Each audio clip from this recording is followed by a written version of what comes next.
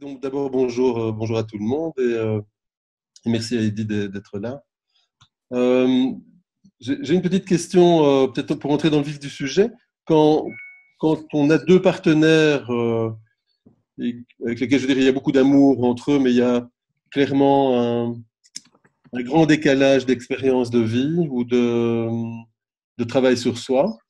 Comment est-ce qu'on peut faire pour essayer de corriger ça sans que ça ne passe pour l'un qui prend le dessus par rapport à l'autre ou qui voudrait, voilà, qui soit pris comme étant une sorte de prise de pouvoir alors que c'est pas ça du tout l'état d'esprit. Comment est-ce qu'on pourrait gérer ça ou manager ça? Voilà, je suis un peu curieux.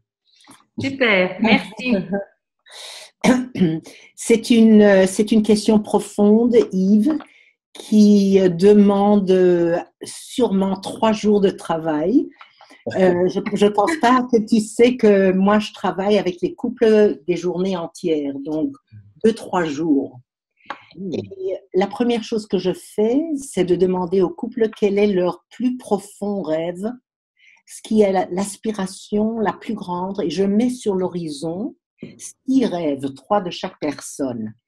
Et dans cette expérience, je parviens à vraiment rentrer dans l'essence de la personne. Très souvent, nous n'avons pas rêvé depuis très longtemps, et dès qu'on rêve, c'est un niveau d'âme, un niveau d'âme très profond qui unit le couple. Là, après ça, on peut faire ce travail dans lequel il peut voir si vraiment ils peuvent se rencontrer âme à âme. Mais ça commence avec ses grands rêves, avec ses aspirations profondes, avec ce qui a vraiment, ce qui habite dans l'âme, dans le cœur, qu'on aimerait voir pour cette relation. Et là, quand on commence là, ça change tout. Ok. Bon, merci. Tu parles des rêves du couple. Qu'en est-il si deux êtres qui s'aiment ont des rêves complètement différents, voire opposés?